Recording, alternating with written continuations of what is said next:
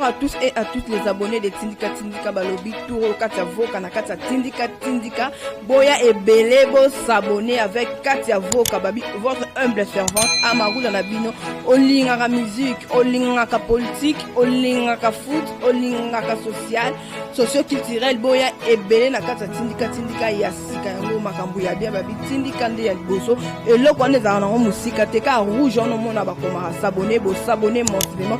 Pobozwa Katia Voka Amarou na no politique na obeta c'était la politique Boya et Belé Yasika. Tout le monde ni ciao. Très chaleureusement, nous vous disons bonjour, mesdames et messieurs. Vous nous suivez partout dans le monde à travers votre émission Micropopulaire ainsi que votre chaîne officielle pour l'information en temps réel Tindika Tindika Télévision. Grand merci à M. Rifin Kisombe, sans oublier Papi Kelly. Grand merci à la grande équipe de cette émission ainsi que de votre chaîne. Aujourd'hui, question de parler de l'actualité politique de notre pays. Nous avons donc un invité qui s'avère vraiment très très important pour nous, mais également pour vous. Et cette émission sera co-présentée avec ma consœur Katia Voka, invité Bongo. Honorable Francis Kalombo, alias Solution. Tokosola Bongo, Bamituna Nyo sur l'actualité politique.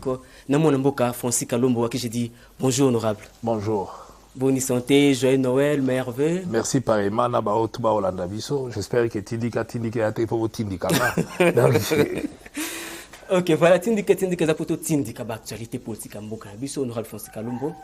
Depuis appel à Union Sacrée, tout le monde a belé côté les mains, tout le monde a différentes sorties médiatiques, vous allez continuer toujours à péler ça.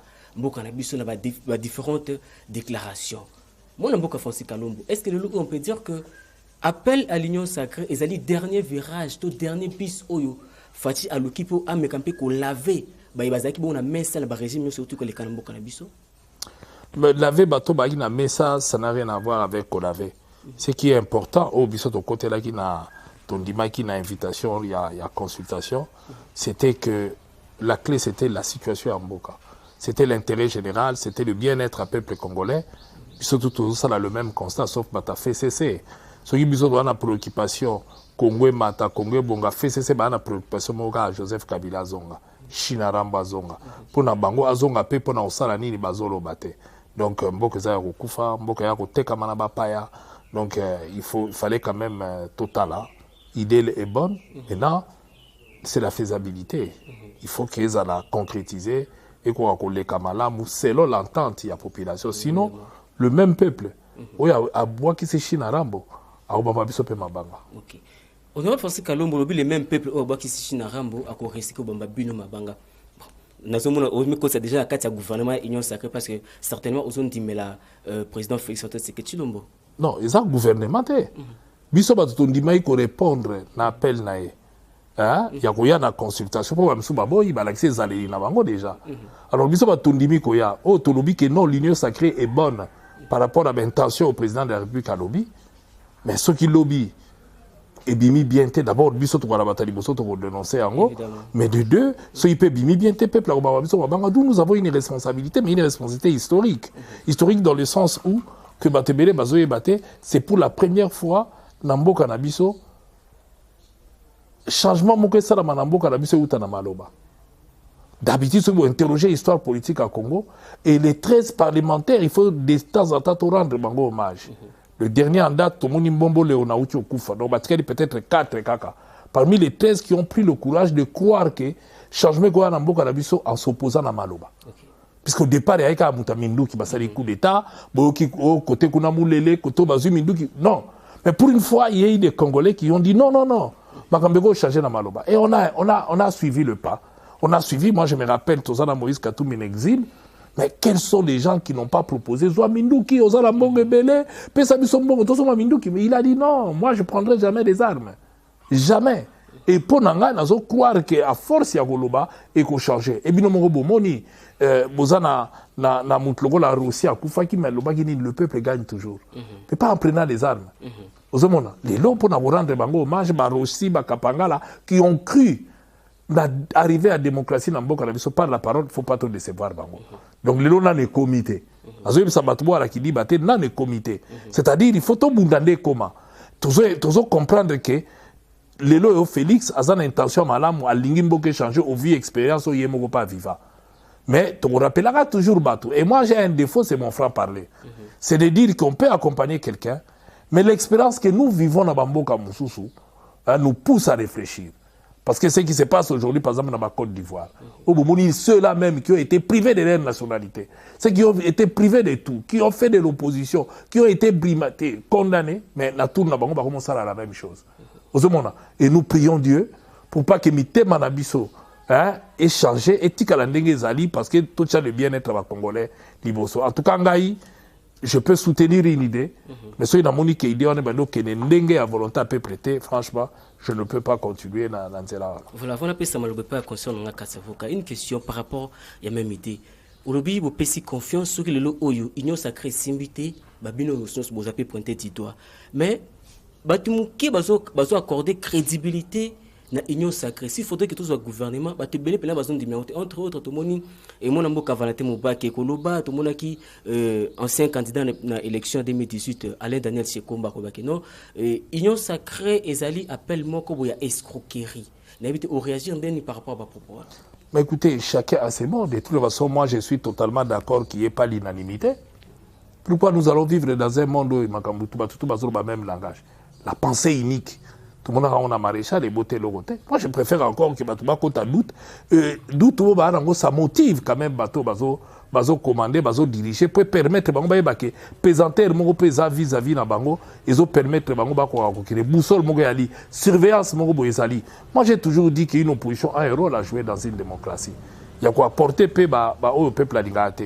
Et pour enchiter là-dessus, même dans le paradis, Satan est le fruit d'une opposition. Satan a fruit d'opposition dans l'ange.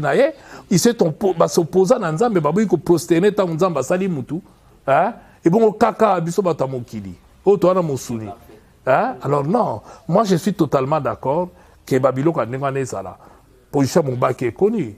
Ozomona Moubaki est tango bayabaga na Kabila. Yem talibosa bimaki abibako c'est la guerre makambu. Azamutu malamu.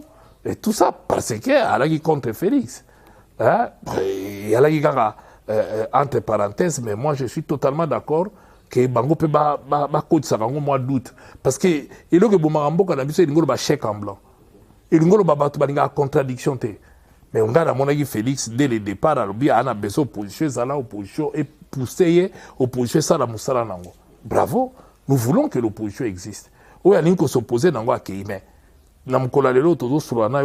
Union sacrée nano et c'est concrétisé.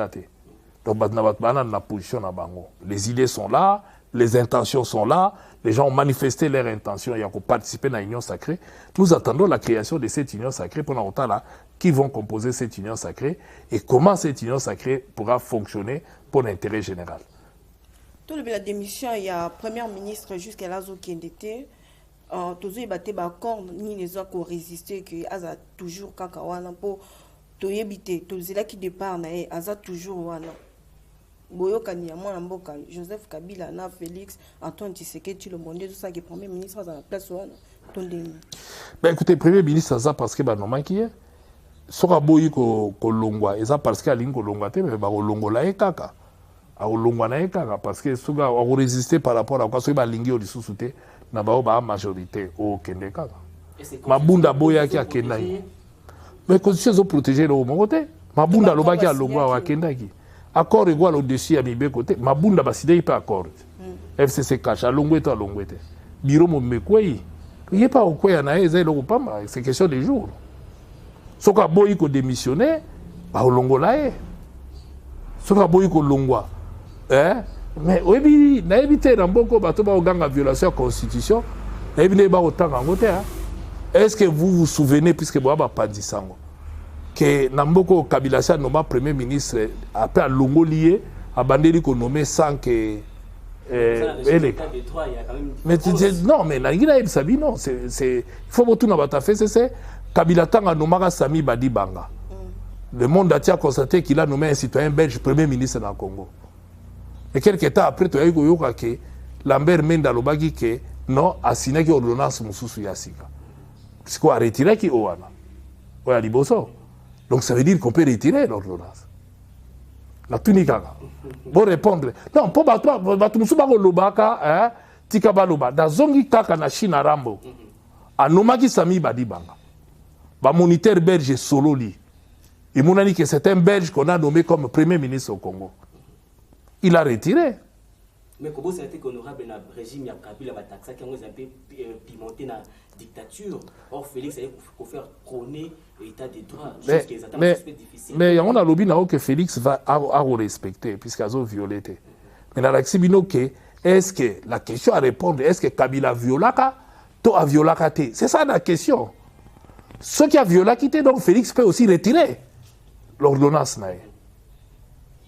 Parce que au cas où retirer. Non, mais dans le lobby, bateau, bakanisi qui va retirer, tu vas répondre. Mais dans le lobby, que Félix a aussi la bonne, mais dans le lobby, que Kabila Nomara Sami Badi Bangabino Nyon Soboyebi, Premier ministre a signé l'ordonnance et qui n'a RTNC publié, opposable à tous. Mais après un certain temps, Sami Badi Banga était toujours maintenu, non. C'est que Kabila, et le cas il n'a parlement pour Balongola, Kabila dit retirer ordonnance d'Aïwana, et puis à ça l'ordonnance, Moussousou a nommé. Donc, on peut Félix a retiré. Donc, par là, honorable Bakino, dans chaque régime, il y a une phase informelle, une formalité, si je peux dire ainsi. Donc, on peut faire, comment autant que la Constitution, mais vu que c'est pour intérêt à sauver Mboka, on peut toutefois le faire et on peut formellement tout caricature. Non. Et nous, il faut que ça conformément n'est conçu Sengeli Kosala. Il faut que ça soit conçu lobby. En dehors, il y a la Constitution, tout ça peut dans la loi. Et tout ça peut dans un droit administratif. Tu vois, celui qui fait plus peut le moins, celui qui a fait peut défaire, ainsi de suite. Donc, il y a Mouto à Nomara, il y a Mutakoki, Mouto à Sali, a signé ordonnance, a retiré par ordonnance. C'est normal. Il y en a même dans Babylone à Miké. Mais quand cela ne tienne, le Premier ministre a démissionné, sera beaucoup démissionné, va démettre parce qu'il y aura une majorité. Le président va nommer un informateur qui ira identifier. Pour tout ça, pressé pour dire. Pour même à Longwe Lelo, même à Olongwa Lobby, il faut que l'informateur a identifié majorité et majorité on est au quoi ça est. Ça c'est il y a un problème, des soucis. Pour majorité c'est Salami Nango. Il y a déjà plus de 300 députés. Mais vous confirmez que non majorité ça déjà. OK, mais au niveau Morobo il va avoir une décision pas battre sur la sûreté. Hein? Donc le président de la République était déjà sûr que assez ça qui travaille, assez Ayebaki, Batubo Baroya, et puis il a déjà assuré que soit que na ilo connaît la vote à Okene Mabunda Lali à la ondimate, ti ba yaki avec arrogance na katia salle, ti ba leli wana to moni bango tu ba kubuli ba mpese. Les loyo les gens s'en prennent na Néhémie. Qu'est-ce que Néhémie a à voir? Qu'est-ce que Néhémie a à voir là où tu es les cas?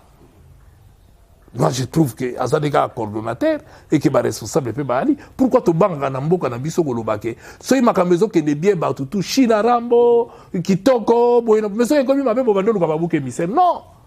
Mouto a nomaki bango. Oya maintenant bango malgré les chèques. Ayebi pourquoi nomaki bango? Est-ce que possible tout na China Rambo pourquoi chaki Néhémie na Shadari wana? Jour bogoye ba kachira ki bango pour nani mission ina pesaka bango. À ce moment-là bogo condamner bango ou pas? C'est tellement simple que vous condamnez Néhémie, vous condamnez Shadari Lelo. Mais est-ce que vous mettez au Mabunda? Pourquoi vous avez Bango? Mouto a Tchaki Bango, et que Baza Batumsou parmi Bango, impopulaire. Mais tant que Bango a la mission à Pessaï Bango, est-ce que Pessaï Bango mission pour rendre Bango populaire? Non. Mais aujourd'hui, conséquence, Bango Basali, oh, Batindaki Bango Basala, puisque Balongoli Bango. Même Bozo Ganga Bengala Bango, Bengala Bango. Parce que Mouto a Tindaki Bango, il y a une mission à Pessaï Bango. Est-ce que ceux qui réussissent ça, qui mission à Pessaï Bango, mais là, c'est Bengala qui Bango Kala. Dans une division avec FCC comme belé, l'homme pose un peu danger, moi, on a Félix, moi, on a beaucoup français Kalombo. FCC, c'est Koufat. Et beaucoup, combien belé année? Comme la FCC à Félix Kabange Numbi, Renaissance.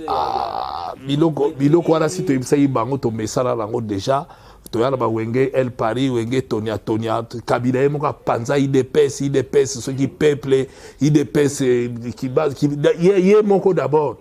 Et bon, pourquoi faire ceci au Landanzera? On a déjà ma communication outil Nanda quoi. On va pas contour, en 2023. Contour est l'eau au dîner. Contour il y a l'eau au dîner. Contour il y a l'eau au dîner. Tout, pour ma cambe balouke la Félix, ce n'est pas les FCC qui balouke la Félix. Mais c'est sa gestion, c'est son comportement qui sera mis à l'épreuve dans les jours à venir. Et c'est ça qui va faire que Batouba Lingaye, Toba Lingaye. Ce n'est pas parce que FCC va commis 18, va commis 20, non. Et ça l'a raté. Lelo ata Batouba Sali Ndenini. Boko Bada, oh Wenge Tonia, Wenge Besse Bobo, mais Jibem Piana reste, Jibem Piana. Ah oui, Jibem Piana reste, Mukuru Abakulupa, Tikalikaka, Mukuru Abakulupa, Sora Bimi Ngombi. Même Bobimi c'est béré. Donc l'essentiel ce n'est pas ça. L'essentiel c'est tu fais quoi, toi leader? Tu fais et l'orgoni nous a présenté dans la population. C'est ça la réalité. Donc la réalité c'est que na moya lelo atabatuba panzani mais maintenant Félix a osala nini hein na terrain vidéo na couloir au batikelier. Sera marqué buté bon. Public peut va acheter. Moi, je pense que le plus important, c'est Oyogoya Lobby. Ce n'est pas un comportement, na responsabilité. Comportement, na bango moutego jouer. Et Moïse Katumbi l'a dit. Demain, on ne va pas juger le FCC, on va juger le bilan de Félix. Il l'a dit. Et nous continuons à suivre ces chemins-là pour nous juger des bilans. C'est à lui de choisir des hommes et des femmes capables de se transcender pour me des bosso. Un jour, que voilà. Chaque jour, Etienne Tshisekedi a ça et l'Arabie Saoudite. Il faut pas soucier à Félix et à la un jour, Félix paie à Saraki Boy. Déjà, les faits quand il y a déboulonné Chine arabe, ils ont une facilité au départ. Biso bato ana kati to yebisa bino ke to yi to mona ndenge match ko betama eza facilité. Donc Dieu merci jusque là azo marcher na nzela ya bien bon il faut que finalité na ngopeza la malamu. OK, Félix Antoine convoque sa première conférence de gouverneur à Kinshasa pour deviner moi en Francis Kabila. Mais ça va prérogative naé en tant que chef de l'État, c'est tout à fait normal à ça là donc il le fera. Mais jusque là c'est lui le patron donc il peut que le faire. Ça l'analyse moi des places wana. Mais pourquoi batu balingo mona nini bombama abeng sai batu na comme donc en politique le président ne peut pas travailler ni le gouverneur. La politique et le remonte ça m'a hasard. Mais il ça la convoque to ebinu ne bota makana. Mais il ça la hasard ndenge nini puisque conférence va gouverneur et salamaka chaque année. Et quand lui convoque bino bolivo ebelo de bombami non et le bombami a bon fonctionnement ya mboka alingi mboka tambola yanga convoqué na ebe ordre du jour té. Mais pourquoi tout le monde mais effectivement ba homme politique on peut ba koya na ba rozape na souci mboka. Ba gouverneur nyonso il faut baya. Pourquoi gouverneur a oyate? Ils ont conférence à ma gouverneur. A oyate point. Ba yate point. Mais ba gouverneur ya mboka d'abord. Ba gouverneur pour la FCC. Est-ce que FCC Congo ya FCC? Est-ce que FCC a une personnalité juridique dans Boko? Ils attendent. Et si elle coufite, et comment qu'ils ont besoin? Et Panzani. Hein? Et Panzani, FCC c'est Panzani. Et si elle coufite, donc on le parle sous FCCT. Hein? Oui, Binini. Est-ce que Babenga sous Wenge Musica BCBG? Hein? Comment Wenge BCBG? Wenge Maison Mère. Wenge Tonia, Wenge El Paris. Ce que c'est Koufi. FCC c'est Koufi. Pour parce qu'il y a qui fait ces mingi basi ba kei. Le gars ils a imputé déjà dans une bonne partie et kei. PPDP bis y a na comme ka PPDL so ini laisser botami. Donc yango pe ki opanza la kizoba zoba. Ba o bazo ya pour travailler na moi mboka Félix Antoine Tshisekedi Tshilombo. Bazo na mutema malamu toka na esprit wana o bazala. Bazo ya pour travailler pour na mboka. Hein? Président Azawana, Aza président de la République. Bon, bah, gouverneur y a province, bah, élu à province. Alors, faut y aller wana. Maintenant, ceux qui pour travailler dans terrain mboka. Et le président de la République, sont beaucoup dans la révision tout ça là en 2011. Tu peux pouvoir y avoir l'ongolapé bah gouverneur. Donc, bah gouverneur bah y répondre. Lui, il est le garant des bons fonctionnements de l'institution. Nyonso. Donc, à autant là où ils ont que les malades ont ça va conseil, mais naïbi ordre du jour, naïbi le golekate, mais c'est tout à fait normal. Abeng ça va gouverneur baya pour ala kisabango voilà ndenge mboke zotambola ndenge mboke otambola. Bon, c'est que le gouverneur au boya goya, d'ailleurs sur boyi goya pour nanga faut pas sanctionner. Gouverneur au boya goya faut pas sanctionner au boya point. Mais a outi ko yamba, bon on dit bon soupçonner. Mais outa ko yamba ba responsable ya ba remete, ya ba région nyonso. Ba la carte, est-ce que ba kufi? Ba zongite. Hein? Alors bayaki basali musalo tina ya yaki asuro ina bango bakei ba wana peso ibaye à travailler parce que musale c'est alba qui salume banda. Les gens doivent travailler, il faut impulser à sike kota pour mboke wa kotambola malamu.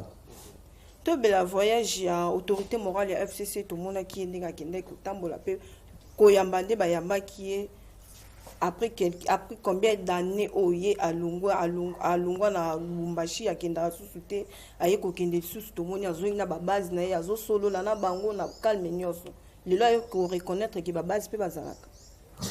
Écoute, toi, il y a une question parce que les lois n'ont pas comme Bouanga Katanga, mais Nana Bomi Katanga.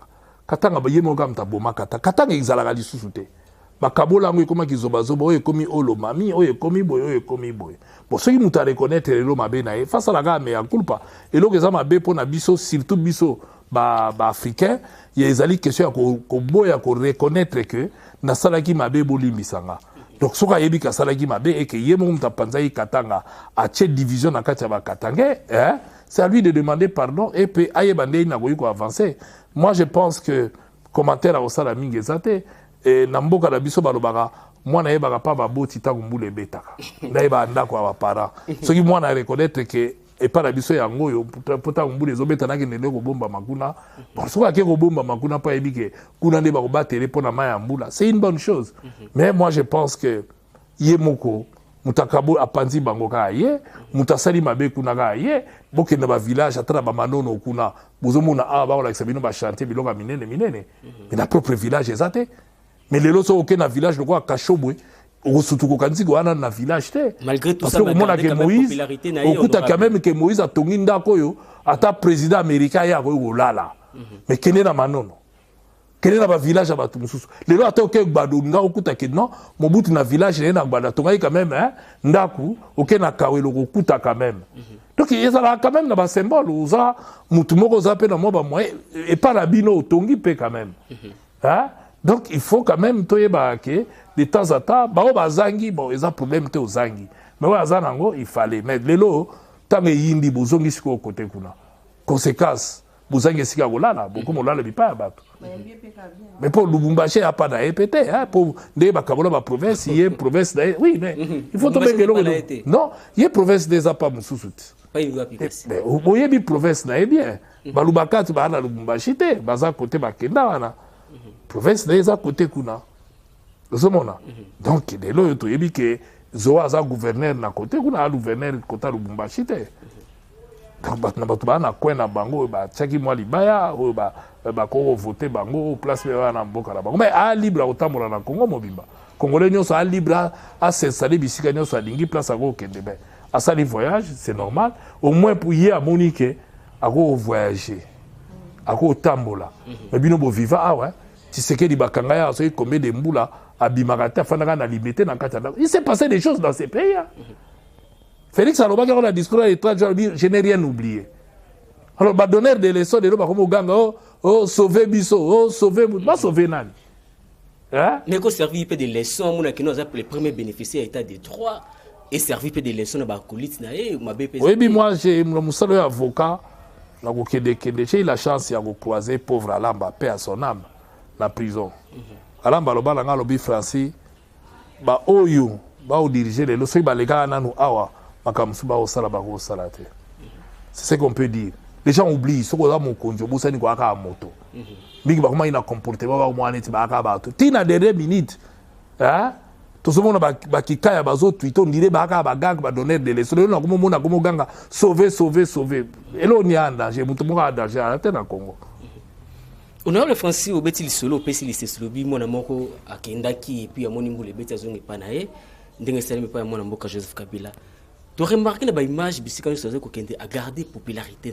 Est-ce que quelque part, Ezali, fruit inconscient, excusez-moi les termes, fruit inconscience, il y a peuple, où Azali ko yambaye, tout Azali ko landwa, pour que nous la soukata msusu, moi kanya que ma vie souffrance ou population koana Azali ko souffrir, ko subir.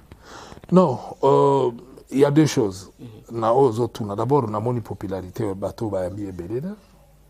Utali mais on a mais image utali be image bato ba moke tala marée humaine ba comparer na autant Moïse akitaki na Kolwezi tala na oya yazo tambola ne kutu place au Tchadi coloniali Moïse yala ko Tchadi coloniati moto longola au Tché donc il y a même pas match et puis ba wana boga bien que ba pesa ba mbongo bon moni que ba kaboli ba mbongo po bato ba ko ya c'est lié mon mutema na yibi ke bayambi était digne ya muto alaki président mwana mboko kiti na mboka na yo fallait mboka kwea mais binomo bomoni il y avait pas monde ndenge ozolo bawana donc yala na Lubumbashi batu baraki muke bolanda caméra vraie image faut batcha drone monde Moïse atchaka bache drone ezoza partir ya likolo bozomona nyonso wana nde mwa utrike ate siko image batchaka caméra bana kisabino ka mwa esika o batu batenu batondi wana ya image trike bana kisa bafongola ngo so bafongolisha boza omona ke batu baraki te mais que cela ne tienne na uto yebisa bino unanimité existe raté donc mutu nyonso partout ko leka so bino bozo ina agwa la pe atala batu musuba ko landa epeka ata ba muke me ba ozanga te ba olandeka. Est-ce que le voyage honorable ils ont préparé déjà exil parce que malheureusement mama azolu kanzelani na ko bimela so ka longue province ou akina province oyo ils ont déjà préparé déjà sortir pour l'exil. Mais wana ngana éviter exil les a choix ya mutu. Mutu sera moni que moyen ta décider à ça l'exil, le mot a son pesant d'or. Mais je ne vois pas pourquoi ba aucun de l'exil. Pour avoir Félix Alingi ko cha dictature te pas exil ba opesa o ni l'exil ceux qui viennent en danger par rapport à bagambo politique mais ceux qui a pour mabe au salaki balingi ba sambisa o problème ezala te. Voilà, merci puisque tout comme déjà ko kita na émission na biso to ko na phase oyo il y a informateur. À quand nomination informateur mon mboka Francis Kalombo? Qu'est-ce qui empêche nomination toute désignation il y a informateur? Est-ce que ça sur le plan critère tout examiné? Mais opposer Moutamabe question. Il faut poser question la présidente de la République qui doit nommer un informateur et la condition ne lui donne pas les critères. C'est lui qui fait un choix de choisir un homme ou une femme ou akoyi ko tindae na mission wana ya okende ko luka information pour na ba majorité. Moi, je ne sais pas, je ne peux pas vous le dire, mais c'est un choix, il prend son temps. Mais informateur, il y a un travail qui s'est fait en amont. Sûrement, il y a un travail qui s'est fait. Et le moment venu, de manière à ce que les choses aillent vite. C'est un tout. Je pense que Naminito, il est déjà en train de réfléchir sur l'informateur, qui pourra être le Premier ministre, qui pourra... Puisque la majorité, il le connaît déjà. Tokosana libomate ayebi déjà avec qui a travaillé ils ont dit pour la minute bao baligi baya basi baye c'est autour du chef de l'État basi baye ça sera pas autour du Premier ministre et pas na quatre on a des présidents au Ponamut donc la minute to là sûrement que lui il est déjà dans ces calculs là hein, et que il va finir travail au sala avant ko sala mais ça va arriver peuple azo zela mingi donc voilà.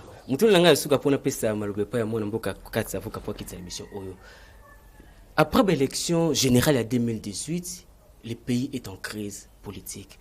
Mon amboka Félix a affirmé qu'il y a un voilà pourquoi a initié qui appelle la union sacrée. Tout repose sur l'informateur. Si c'était selon vous Francis Kalombo, au pays sa critère parce que Mboka est allé dans crise.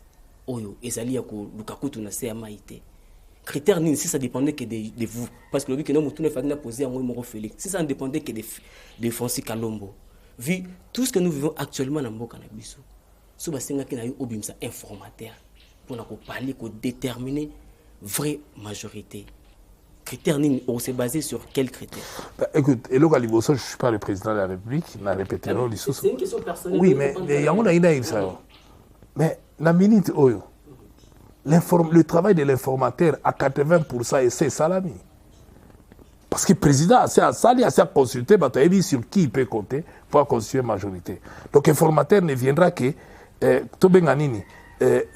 finaliser Moussalo et c'est salami en amont donc il viendra que constater effectivement mais maintenant à Oponanani d'abord il faut monter à la Congolais hein, et puis à la moto Aza la possibilité à weba au solo la na bato mususu pour à chabango à l'aise et que Moussale mata et ça manque pas au Congo. Ok, tout ce qui s'en a colobé que le lot moni Martin Fayulu le peut décider peut annoncer que moi la mboka Jean-Pierre Bemba pena Moïse Katumbi baza tout ça la mokate yé mutalobi. Allo bien on connaît. Il y a 2 jours passés. Allo ba qui place. Ils ont les réseaux sociaux na Twitter. Ah, mais les réseaux sociaux na Twitter. Mais na lobi, les réseaux sociaux na Twitter. Il n'y a pas posé on a Twitter. Mais on a lobi te, les réseaux sociaux na Twitter. Mais Martin a été candidat président de la République. Oui. Il a géré le Congo. Hein? Alors, pour gérer Mboka, il faut respecter les normes. Est-ce que ma commis ou a piqué, il y a un pouvoir de longo là-bas, tout dans la mouka? Ma combien on hein? Oui, mais dans le bibino, il y a un journaliste, il y a une charte, il y a Bruxelles. Peut-être même moral. Deuxième élément, c'est dans ses habitudes. Mais deuxième élément, si tel est le cas, c'est dans ses habitudes. Dynamique de l'opposition. Et il y a qui présidence tournant. Pour interroger l'histoire en Boka, c'est ça riche.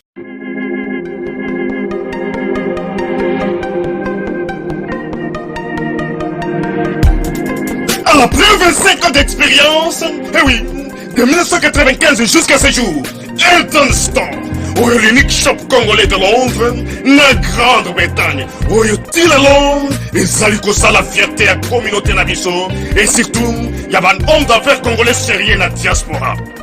Oh yes, yes, yes, yes. C'est créé Elton Store et Zali Kakamoko, le sérieux, accueil, na service qui t'a qu'on a client naïe.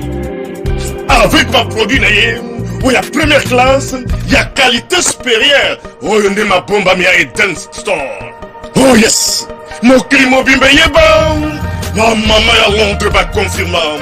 Eden Store, c'est le berceau des produits cosmétiques. Il y a solo produits originaux. Et yes, les alipes perso y a produits alimentaires, naturels et organiques. Au travers de nos produits cosmétiques, Eden Store détient le secret. Secret ya solo, où ya poso ya maman moi c'est qui toko.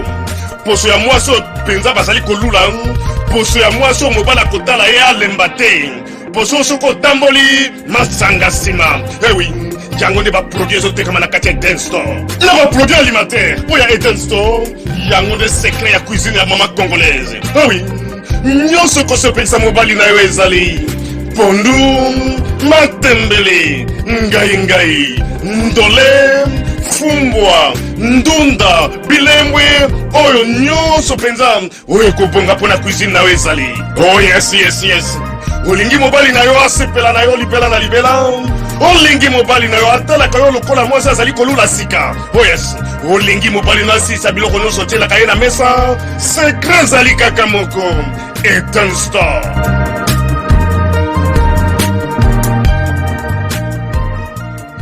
C'est l'histoire politique du Congo à l'université. J'ai l'impression que les Congolais, histoire des Alara des femmes, aux autres à la tête, Martin Fayoulou, dès que Azouaki tourne au président dynamique, à ces magasins, il les lois à la Kaka, il chante à la sous-souté. Il y a comme Sika à Fandi Libela. À Komaki, et Kendara les sous-souté, il lois. Et Salani, il paye, et là, il PVC là. Hein? À Bengala Bato, tout Bahalaki. PVC là. Pas changer à la sous-souté, Bandawana. Bon, ndenge moko soka ye na nini na lamuka et comme il tourne non respect à texte alobi a longoli bato azui pouvoir wana ya longola bato wapi mais si tel est le cas asala parce que ça ne sert à rien asala sur lamuka parce que soka Bemba longwe Moïse a longwe c'est que lamuka est koufi alors c'est bara muzito ba créer a bango logo ba luka pombo parce que muzito il y a une dynamique. En dehors, il y a Essidé, Aza à la tête, il y a dynamique. Hein? Alors, Azoka Mouzito à côté de la dynamique, on a Karaba, la charge à Bilog et Bélé. Azoka Mouzito à côté de la dynamique, et puis bah. Non, mais déjà, on a une aloba. Bemba Aza na MLC nae. Moïse Katumbi Aza na nini, na ensemble nae. Bon, ce qui va faire que Sika Mougri Alaki, na objectif mogo bien déterminé. Mais Yé Fayoulou. Au nom de quoi à Kolongola Bango pour yende patron la mouka? Non, il a été choisi comme leur candidat. Pour la candidat dans l'élection. Il n'a jamais été patron à Moutou. Au contraire. Au contraire, et à la bilo Moussoutogo Bango, ça ne sert à rien, nous sommes des hommes d'État. Mais je dis simplement que ça ne m'étonnerait pas. Il y a Goluka Sakapare et Lokoana pour les peut-être et au Kamisangate, mais n'a Zelana Mona. Parce que la mouka yalaki na charte nango. Charte nango et l'obandé la mouke tambola, ndé ko tambola. Ce qui unilatéralement a télémi à l'obi, dans ce cas, il devient un dictateur. J'utilise le conditionnel parce que naza sur na maloba bozo lobate. Pour le loba compte pirate et comment et belé. omoni ba pirate comme belé parce que bato musu ba wanga na o ba lobi to mona imuzi to awa alobi atete Moïse au petit mais ça sala boité ba pra wanga diote na tikala ko lobango te mais ezali heureusement vidéo ezalaki donc je ne rentre pas là mais si tel est le cas na aucun moi parce que muto a appelé à diriger mboka muto alobi que bato musu bazo violer muto alingi eta ezala na ba norme mais il doit respecter d'abord ba norme yemoko azo engagement. Il a signé sur les chartes. Ou bien il a retiré signature, il a fait le gablo. Mais dans le cas contraire, il y a des gens qui ont longé. Bamomi balé, mutu ba longé na la muka, ba décider unilatéralement ba longé. Alors ba créer plan na bango pour combattre mutu salaka eloko. Eza ba leader ba na kati eloko mutu ba salaka. Ata eloko ko créer ayo, mais so wana PVT, so wana charisme té, et ben maman au salarié. Ah oui, mais tout le monde a créé le lobby et Koti Malili. Mais a créé Azana parti politique, Azana tête à dynamique. Alors, si on n'a pas bakisa la mouka comme on a surcharge, mais tu checkes la coordination à la mouka. Tu as besoin tout le monde à ça, la moussala, dans ces cadres-là. Parce que binomo bo vivre, nani, Muzito, avec la coordination à Salini. Banda la mukezo kenegana en termes de mobilisation, en termes de fonctionnement, ils ont fonctionné car cela ne tienne. Ils ont à propos bino bolobi, ngana tikali ko yoka ngote, so ina yoki de to réagir mais fait ça dans les normes. La mukaza na charte na à Bruxelles, so qui marta respecter en ngote donc a beti di banda en ce moment là bino botu nae comment go respecter ba texte ils ont régir la mukate. Merci beaucoup mon amboka Francis Kalombo comme Nasuka. Votre dernier message par rapport à l'émission et puis la news Banandio, étant qu'on aurait Francis Kalombo, il va manquer la news par Orlando. Non, mais au moins na CPD na invitation na bino pour vous l'exangai na ni na bino, na osenga bino merci, j'espère qu'il y a un barasukate. Les na bino toujours on est là chaque fois que vous avez besoin à tout éclairer bino par rapport à la question d'actualité, on est là pour tout pour aider la population à répondre. On le fait pratiquement tous les jours sans toutefois tout le gâteau. Ça pour la téléspectateur, ça va bon. Tout ça on a pour la servir mboka. Tout ça vraiment pour tout lingi mboka, yango toujours travailler pour l'intérêt mboka. Pour CPLA, ce qui lobby tant que biso toujours vivre te poser bajalo au changement dans Congo ko kota lobby Congo commandé mususu. Dieu merci quoi les Congo ko changer. Mais c'est volonté na biso ba politicien. Biso ne muto na animer de bonnes volontés pour tout faire changer ma kamlambo biso. Merci beaucoup. Merci. Ok, voilà, merci. Nous sommes à la fin de notre émission. Merci à Junior Mbouidera, la caméra.